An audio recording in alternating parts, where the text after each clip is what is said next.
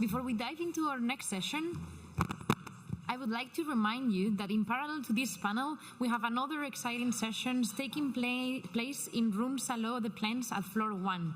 Now there's a round table about the risk management and legal challenges in the new space economy. So we encourage you to also have a look at that session. I think is very interesting.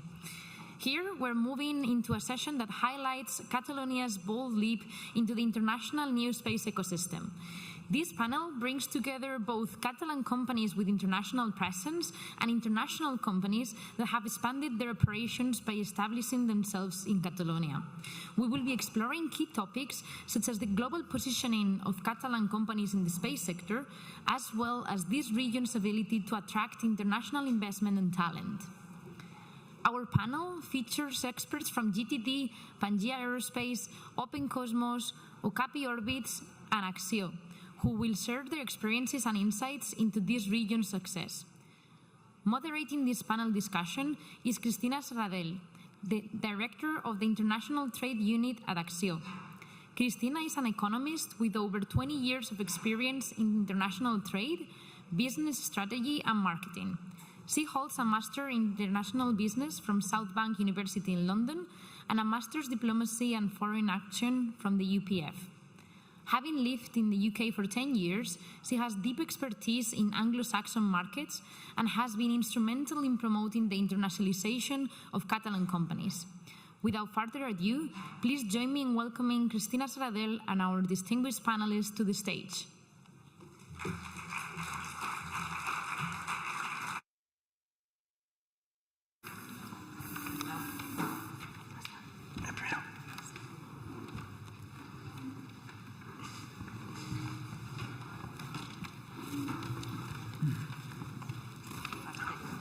Canviem?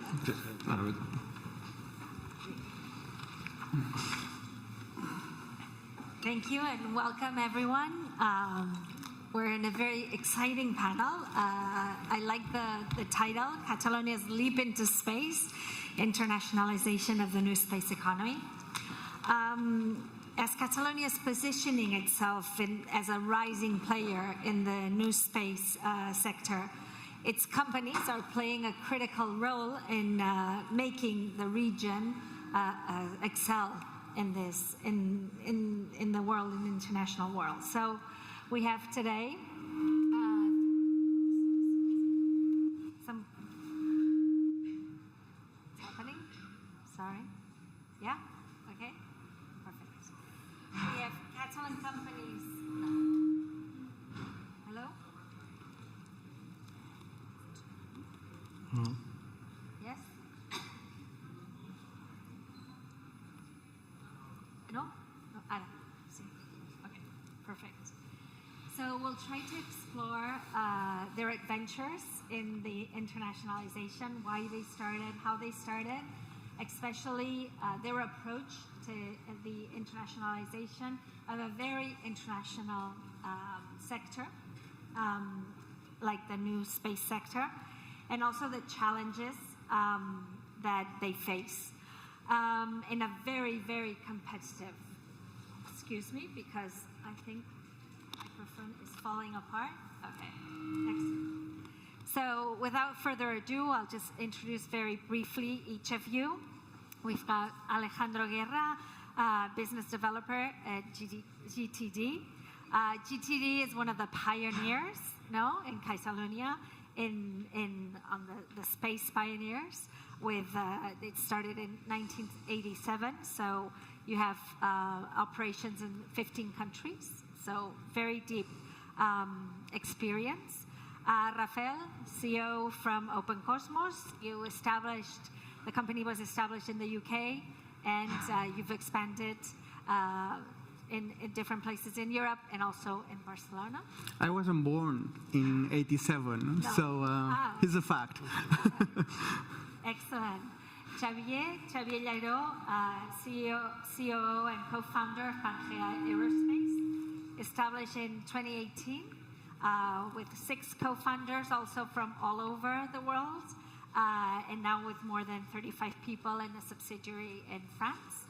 And finally, but Adrian, Diez, you're from Okapi Orbits, you're a German company, and you have a foot in Barcelona because you work from Barcelona. So perfect. So welcome everyone, and thank you for participating. I mentioned before the space sector has got a global nature. So companies that start working in this space, they're born global because the nature of how business is conducted is through a web of international collaborations. Talent is a must, so there's all this international pool of talent.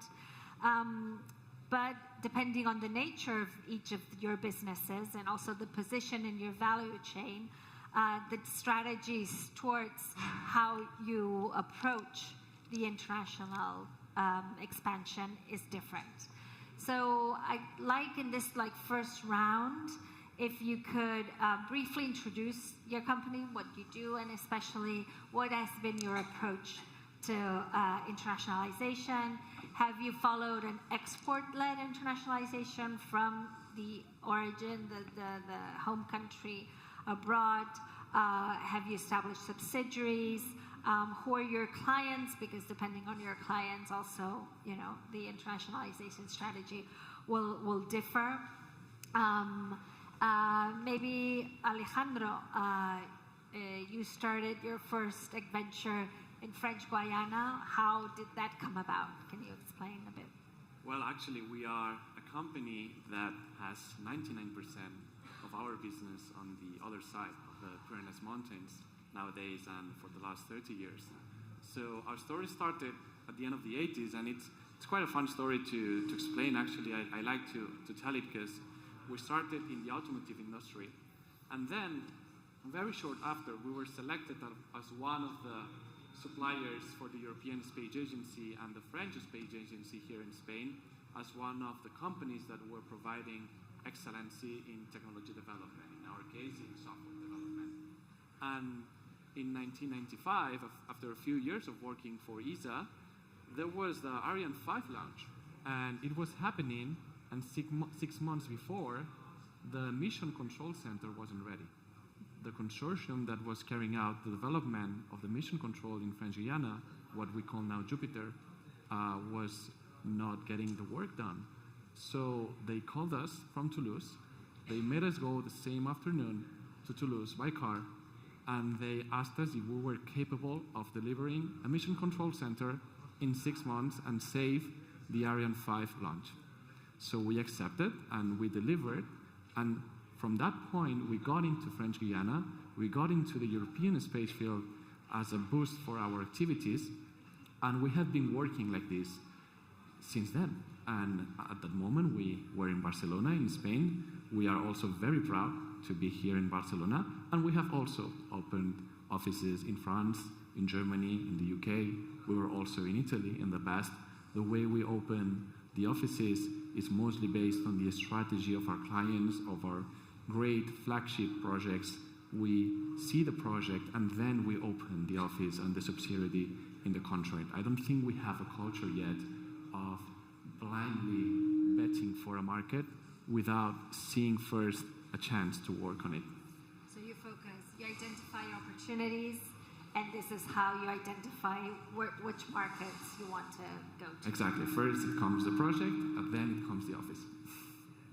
And it's a subsidiary approach. You tend to go to the market where you'll do the project. Yes, if we see potential. And we have been in markets that, we could work for a little bit for a few years, and then we maintain that office in a standby mode to wait, until another project comes up. So that is also an approach that we use nowadays. Well, you've diversified from automotive sector to the space sector, and then diversified in markets. So, yes. Excellent. And Rafel, you started the company in the UK, right? Mm-hmm. Why was that? You're Catalan, and you started in the UK. How was Cosmos started? I must admit I'm from Mallorca. If I was speaking Catalan, my accent would give it away. Yes. Yeah, so the story about how I founded OpenCosmos actually is quite linked to our strategy in terms of internationalization. So I'm going to save you all of the details, but basically OpenCosmos had to be global from day one, right? We serve missions, we had to address a global market, and that was very clear to me from the very first day that I was thinking about incorporating the company. So the first question a founder actually has to probably decide is where. And at the time, everyone was advising me, go to the US. Do it in the US. You'll only have the money for this in the US. And all of the conversation was about money, money, money, money. How are you going to be able to raise, to be able to enable up to that vision? And funny enough, I applied to multiple of these accelerators that there are, like Y Combinator, Singularity University, Entrepreneur First in the UK, and all of them were very interested in the value proposition that OpenCosmos was bringing. But the decision was, do I do this in the US, and I started in the US, or do I do it in Europe? So I have to start there. Why did we choose Europe?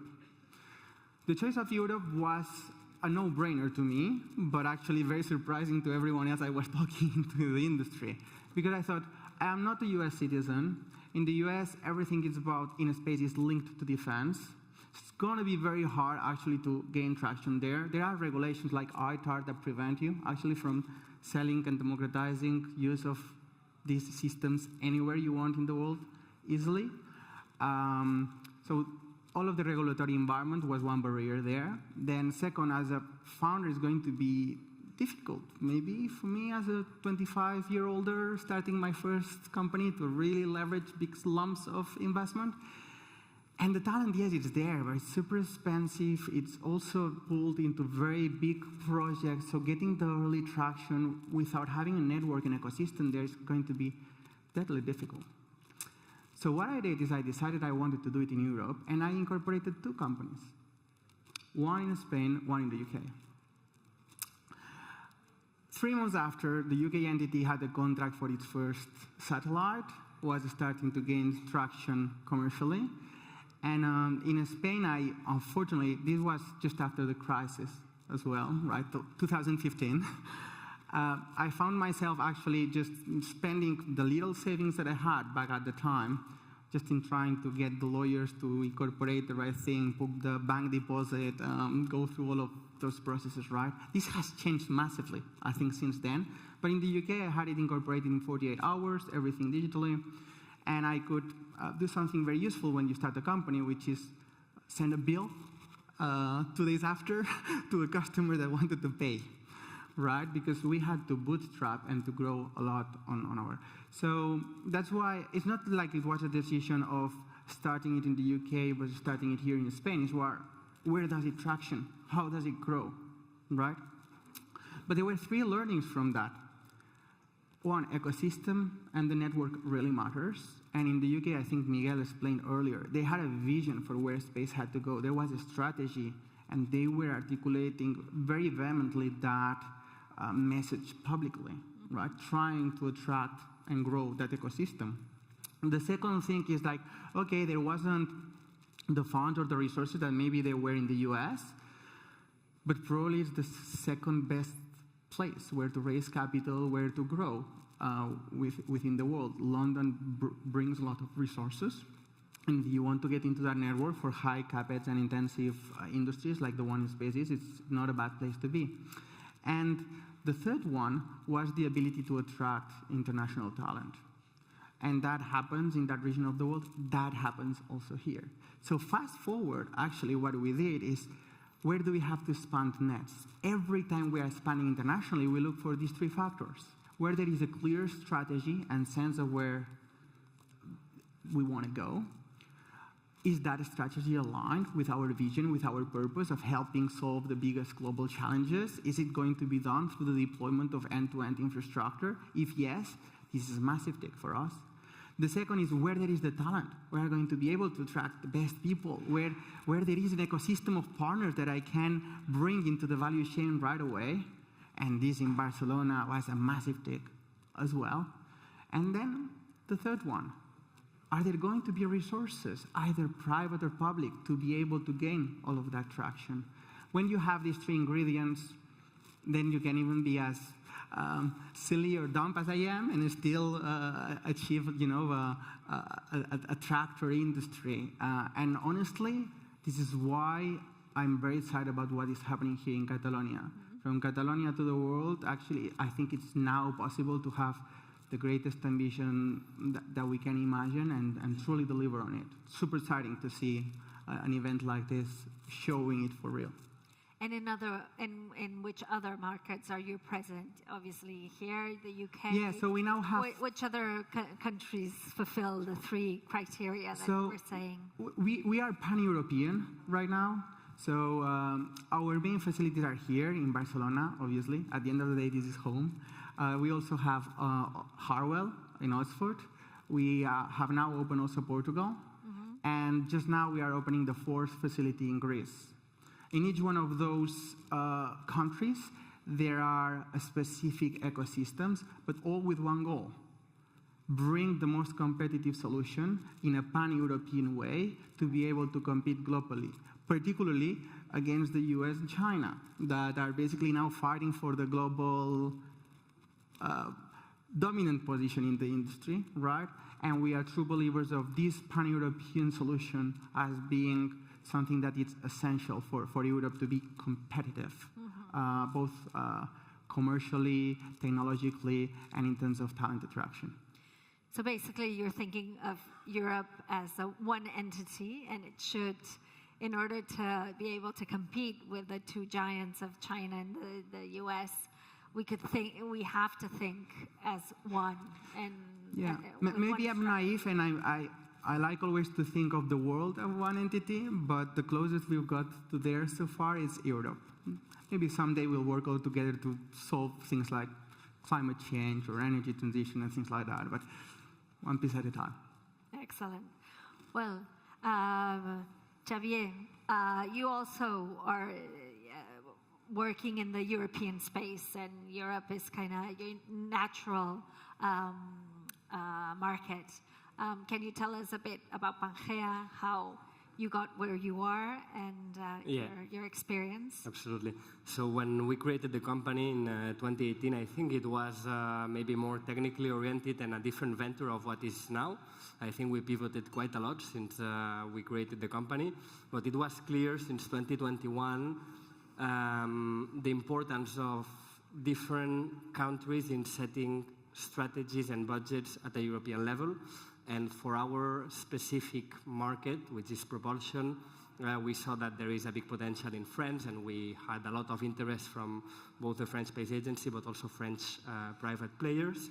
So it was quite natural for us to open there. And we started with a small team of 4 people. Now we are 17 in Toulouse, and in total around 50 people in the company.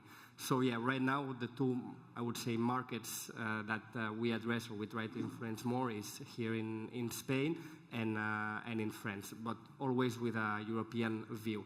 I think it's more complicated to be global today in the launcher segment, at least, because there are a lot of geopolitical constraints, even within Europe. And this is something that we've been facing with some limitations, with also some clients. And actually, I want also to bring something that I listened to the former panel here, but in attracting talent. So in the 50 people that we are, I think that we have around 15 different nationalities. 2 of them are from outside of Europe, but the process is hard. And right now, for my specific team, I have one profile that I really love. This person is not an EU citizen.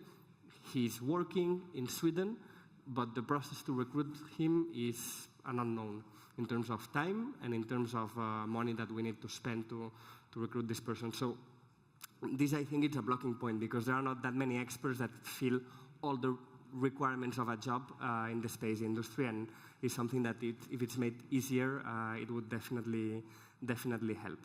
So very short, this is our story. I think that from 2021 up to now, we are kind of a different company, more focused on space propulsion. And right now we are thriving quite a lot, I would say, with a lot of different contracts ongoing and a lot of work, which is a good problem to have. Yeah, we'll come back to the challenges. I think you mentioned some, but I think we can talk about it in more depth. Adrian, in your case, you're a German company. You've also internationalized. You're in the US. What has been your story, and why do you have this foot in Catalonia? So obviously I'm not Cristina. She's very sad she couldn't make it today. Oh, yeah. But I'm very happy of being here. So as she said, we are a German company. We focus on space traffic management. So our clients are global. We have clients from the US, from Europe, of course, and also from Asia. And one of the things we have found, as Xavier mentioned, trying to find talent is very difficult sometimes, especially such a niche industry. So becoming more than German, say, moving across borders, it really facilitates that. My case is one of those, right? So I'm based here in Barcelona. We have colleagues from very different countries, I think more than 15, and they are located in different countries. So looking to the future as the company expands, of course we are looking to opening new offices in different places, like Catalonia could be, of course. I can assure that I'm the envy of many of my German-based colleagues. So. Excellent. Well, let's move into the challenges that we were talking. Xavier, you mentioned regulation. Regulation, or also the fragmentation of the European market. We want to think about it as one, but then when we try to, get mobility from outside and hire people, talent, regulations also, local regulations. These are some of the challenges, especially that affect most sectors, but your sector in particular. Other challenges that you see, you mentioned talent, you mentioned regulation. Yeah, I would focus on regulation, because at least for the specific sector within the space sector that we're at, we face a lot of dual-use application and export control rules, which is normal, and I think it makes total sense to go through these processes, but sometimes it can be quite crippling for smaller companies. So this for me is still something that we are working and even setting the standard rules within the company on how to share information between the two entities, even within the company, but also with external clients. And of course there is an EU legislation, but at the end of the day the defense competence falls under each national entity, so it's also bilateral governmental agreement, which sometimes we are finding it difficult to make them sign it, because you need to put two ministries in front of each other for specific use case of your problem with your client's problem, and this takes time, and it can be a problem. Of course, talent is a big problem. It has been said a lot of times during the day-to-day, but it's not that obvious to find the proper talent with the good level of experience, because I think that there is quite some junior talent that is probably very good, but I think that the big gap is probably in the people that have between 5 and 15 years of experience, that have a little bit of seniority, and here is where, at least in our position, where we are having more trouble to find them. And later this morning, actually, they asked me a question, and why actually did you open in Barcelona if you don't have any client in Spain? And I was like, okay, this is a good question that I never asked to myself. And I think that there are two things that I'm very happy to see, also in line with what you said, Rafel. So the first thing is that the ecosystem is growing like crazy. I don't know what happened this last 5 to 6 years, probably also thanks to IEC, the NewSpace strategy in Catalonia, but it is thriving. Maybe one thing that we lack, but probably you can fill this role in the next years, this kind of a prime contractor that is able to move the whole industry forward. What do you think we've been doing over the last 3 years? I know. I know. It's not magic, it's hard work. Magic, it's hard work. We opened the company 3 years later than you, so I need to start working now. Okay, I'm not trying to put pressure, huh? We are partners here. Yeah, absolutely. But yeah, I think that this would be very much important. And another topic is that we also have to face reality, at least in my smaller sector, in propulsion. A lot of decisions are publicly oriented. So I need to be able to influence, at least in Spain and in France, budgets, public budgets to be given for activities that we do. And this is not obvious to do from Barcelona. So it's a lot of trips, a lot of networking, a lot of events like this one that also help in this direction. But yeah, it's something that maybe would be easier if we were located somewhere else. But yeah, we decided Barcelona and Toulouse, maybe to make it a little bit more enjoyable. Also, one of the challenges, I think it's quite obvious when you're seeing what's happening worldwide, is the geopolitical impact on trade. I mean, we see it in all sectors, but also this sector in particular, very sometimes linked with defense, and therefore with security. And we're seeing, you know, especially the US, but certainly more assertiveness from the European Union regarding security, as it's been said before, with opportunities, obviously, for companies, but also with challenges regarding export controls, regarding technology, and what technology can be transferred.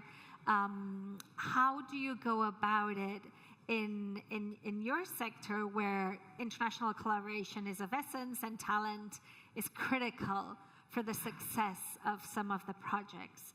How are you foreseeing that this will impact your companies? Rafel and Alejandro, if you want to. Yeah, so definitely there is something going on here politically, right? No one can deny that. Open Cosmos has not been, fun enough, like affected by anything like that. I guess it's a combination of factors. One, that we mostly actually only do civilian missions. So everything that we are doing is for civilian use so far.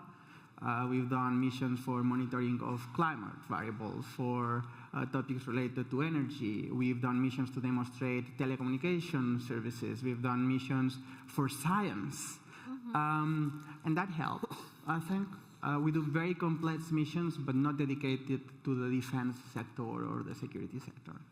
Then the other thing that I think also really helps is this approach and strategy that we follow of nourishing around us, like the ecosystems where we embark, and being very committed to those partners. So those suppliers actually usually tend to prioritize us because we always pay in time. Actually, we want them to have access to the capital extremely quickly so they can optimize their procurements. We were particularly careful with every single partner when there were the pandemics and on those stressful moments. And I think that by living by example with your partners, you show that there is a reasonable and constructive way of doing business, which, to be honest, I think that the space sector is one of the most collaborative ones. I don't see mad competition going on like you can see in other sectors. And this is something that it's beautiful, it's honest, and it helps alleviate a lot of those geopolitical situations or tensions that you are describing. In terms of challenge, I do want to say, though, now at Open Cosmos, the beautiful thing that I see is that most of the challenges we are facing are kind of under our control. So that puts a lot of pressure on me and my team. But at least you can do something about it. But we can do something about it, right? So if I was thinking about, if you had asked me like 1 year ago, what are the key challenges that you face right now, I would have told you, well, I'm growing 2x a year in terms of revenue, in terms of people, in terms of any metric. Like this year we've closed to date, I think it's 110 million in contracts, which is more than twice what we closed last year. And when you are in that pace of growth, one of the key challenges that you have is not only finding the talent, but being able to deliver through the machine bigger and bigger contracts with more complexity and more so. That's one challenge that we are solving through this approach of breaking the problem in smaller things and addressing them as a team together with partners, right? So that's one. It's under our control to deliver, right? The second one that I would have told you 2 years ago is, how do you finance all of this, right? So we were very fortunate that on the back of coming back from the pandemic, actually, we managed to get the company to EBITDA positive and to profitability. And from there, I did feel that we had, that was naive also of myself, but a little bit of control on our future, because you can accommodate how to deliver in order to use your resources, and you don't depend on having to go and pitch for another round. As a matter of fact, the opposite happens. Once you are profitable, a lot of people want to invest, and you can select what kind of investors you want, which is what we did last year when we raised the 50 million round.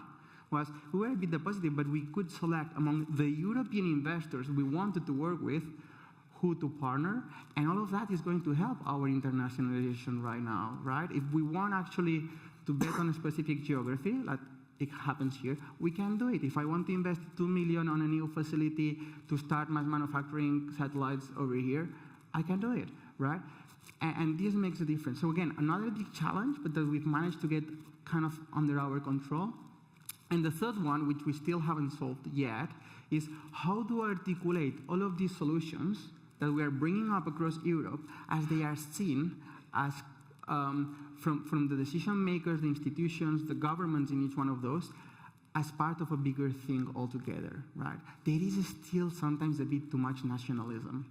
And if you are not born somewhere or grown somewhere, sometimes it's difficult for them to understand, I'm helping grow. This does not happen here. Catalonia is a land where everyone is welcome, right? Come, bring, grow. I bet you've had the same experience, right? Develop it. The UK is another country that behaves in that way. And I think that Europe is starting to see how important that pan-European is in front of specific nationalisms. That's not one probably that is under my control, but we will contribute through the deployment of space. Well, that's, I think, one of the issues. I feel you in that topic, sorry, but I think here you touch a very, very relevant topic. And I think it was one of the most naive things that I personally lived. It's the importance of different nations in setting the European space strategy. And I think that this is sometimes very, very important to manage properly. For our company. It's happening. It needs its time. It's going in the right direction, I would say. Yeah. So going above the fragmentation, the national fragmentation, and seeing the European strategy, but also in finance, no? I think it was mentioned in the previous panel, the differences between the US and Europe, the fact that the US can scale up more quicker, the projects can be scaled up more quickly because of the financing, bigger like investment funds, etc. This is, the financing in Europe also is extremely fragmented. So we must lobby for, a bigger and more assertive European strategy in that sense, no? Can I caveat something yes. there? In Europe, there is enough money to do all of this and a lot more. We just need to use it effectively and to have a compounding effect on what is proven to work. An example of that, the NewSpace strategy in Catalonia. It really works.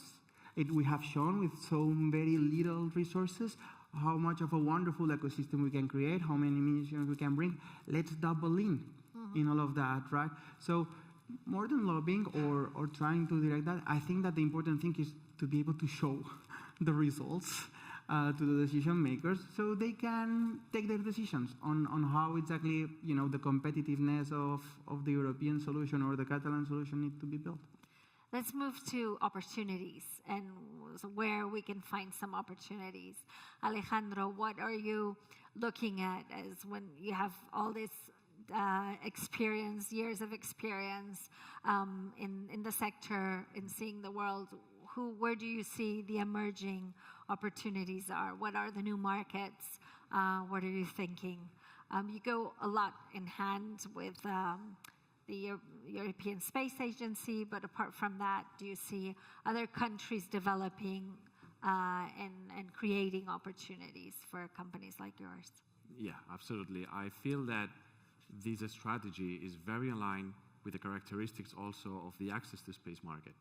The access to space market, we were highlighting the European feeling and mindset, and unfortunately in the access to space, very related to the defense realm, as Xavier was saying, you still have a lot of protectionism in countries and states. Even in Europe, we are finding that in France, in Italy, how even more now are becoming very protective, right? So countries like the US, for example, are not very attractive to our activities because the amount of effort and investment you have to put into landing there and establishing a company there is not really worth it in short term and medium term, probably. So what we are looking now, well, on the other side also you have countries like India. For example, India has been receiving a constant blockage from the European Union and the US for 50 years. So India basically has learned to do everything by themselves. They don't need European providers for almost anything because they have the complete supply chain. So where we are looking now, we are looking at the Middle East, for example. We are looking at Australia. We are looking at nations that have the capabilities, that have the political initiative, that have the investment, and sorry, they don't have the capabilities, right? We are providing the capabilities. We want to be there since the beginning because we need to identify those countries that are not developed yet space-wise and help them develop. Because the ones that are already developed, including Europe, the US, India, China, and so on, are very, very difficult to get into, at least in the access to space domain. What is your experience? Because you're in the USA, was that a hard market to get into? How was your experience? Any other markets that you're looking at? Yeah, so basically, space is global by definition, right? And our idea is to provide a service to all the world from Europe. So the States, as you have mentioned, is especially maybe tricky country to get in. Also, you find something similar when you go to countries to Asia. There's also the cultural differences, right? So when you are doing deals within Europe, there is a mutual understanding, but once you go to, let's say, Asia, it can get more difficult to close deals or to understand what are the expectations from the other side. So, of course, we are looking to all the world, all the rising economies, and looking to the future.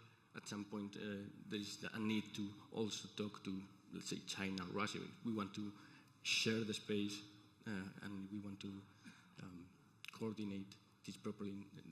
It needs to be done, right? So, excellent. I think we're running out of time, so I'll just do the last round and talk about Catalonia. And you mentioned before, some of you, that we're in a very good space at the moment. There's the new space strategy is really making us, we have a seat in, in the top of the players, and it's getting traction, making everyone kind of see that there's opportunities and getting companies excited as well. What needs to be what needs to be done more to more visibility? What would you recommend? What do you think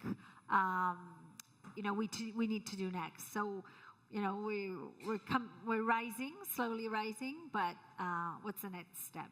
What do you think, Rafel? We are super fast rising.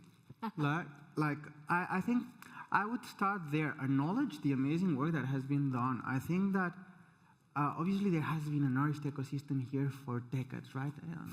30 years. 30 years, yeah. So that ecosystem is here. But now we've seen a difference in the 4 or 5 years of things really taking off extremely quickly. We have to appreciate that, we have to acknowledge it, and we have to say, this is being done really well, right? So I would start there. Well, we'll have to tell everyone. I think most of the society doesn't realize that we do have these assets. We certainly can do better. I think that sometimes we just beat ourselves too hard.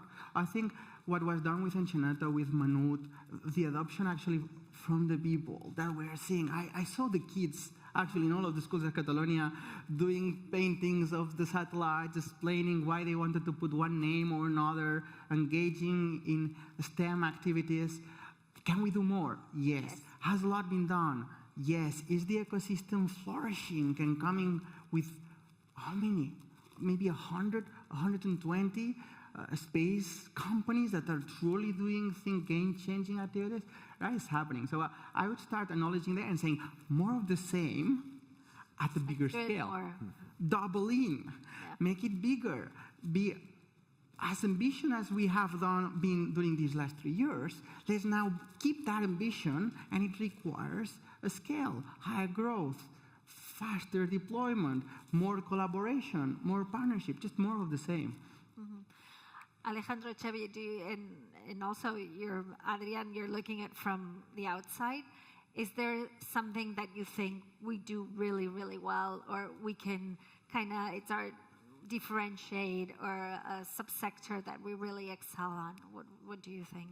I believe the new space ecosystem in Catalunya and also the promoters of this new space are very aware. So the word for me is awareness. We are aware of who we are, what we have, and what we don't have. So we have to build an ecosystem that first responds to the Catalan demand.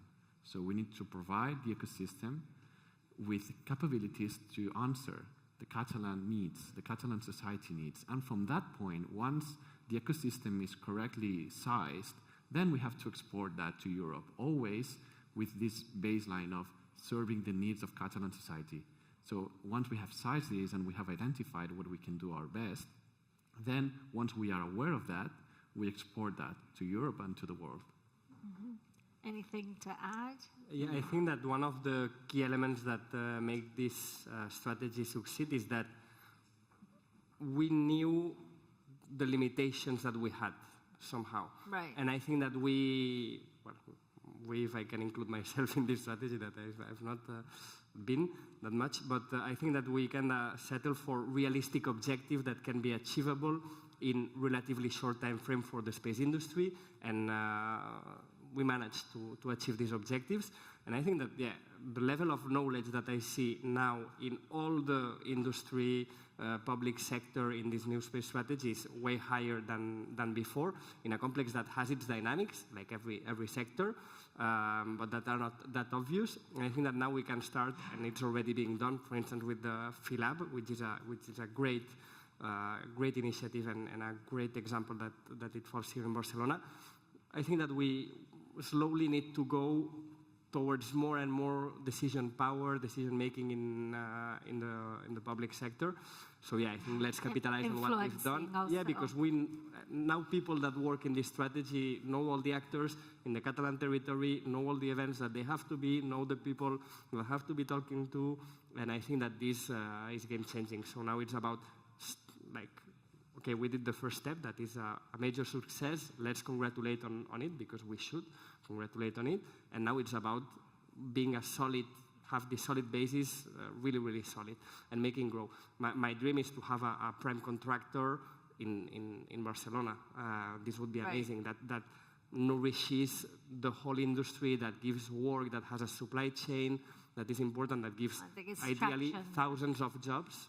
So yeah, I think this is maybe a long-term but potentially realistic view to have as a new space strategy. Any ideas? Yeah, maybe if I can add, I will add the talent.